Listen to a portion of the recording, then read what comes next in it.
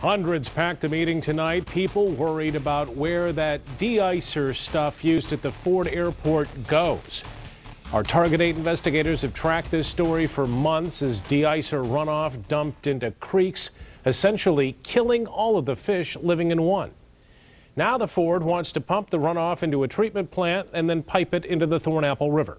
Many who were at tonight's meeting live along the Thornapple, and they had a number of questions for airport and DEQ officials.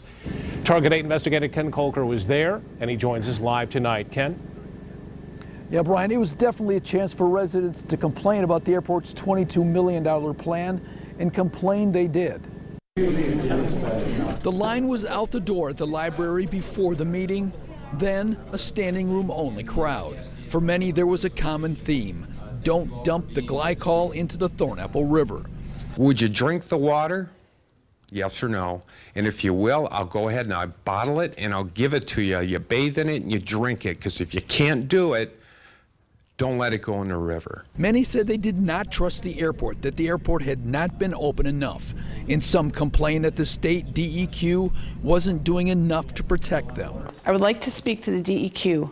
We're asking you to stand with us and make a permit that has teeth to it. The DEQ has ordered the airport to stop allowing de-icer in its groundwater to drain through Trout Creek. Anyone that wants to can go walk over there and check out Trout Creek.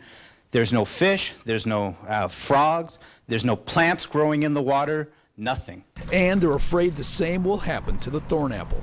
The airport's solution: to build a mile-long pipe with a natural filtration system leading to the Thornapple. They say that will leave 7% of the glycol going into the river. In an average winter, that's about 6,000 gallons. And it seems that we're talking about an old solution. The solution to pollution is dilution.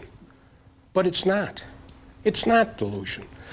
It's containment and recycling.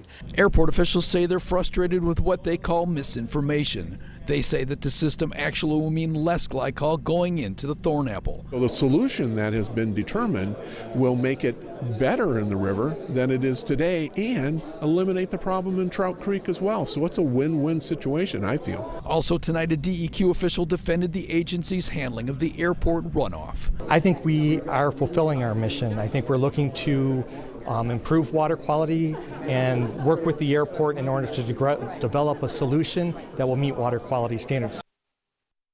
Now, residents have until June 28th to comment on this proposal. The DEQ will hold a public hearing next Thursday evening back here at the Cascade Township Library. Live in Cascade Township, Ken Kolker, 24-Hour News 8. Ken, thank you. Today at 6 o'clock, we showed you tests that Target 8 performed on Plaster Creek and that they revealed glycol, a chemical in de-icer, and it was in the water. The levels were low, but remember, de-icer has not been used at the airport for a few months now. So we took the test because the DEQ hadn't tested the water, and tonight we wanted to know why. Plaster Creek is really, that tributary is really nasty, smells bad, looks horrible. There was a sheen on it of some, I don't know what it was. Right. Well, you know, we can talk about that. We saw that information yesterday. We have to evaluate what was there. We can talk about how the permit limits at outfall 007 that goes to that discharge location are going to be protective. And we can talk about the new outfall to the Thornapple and how that and those limits were established to protect water quality standards too. So we're looking forward to next week. And we will be at that meeting next week asking questions and getting some answers.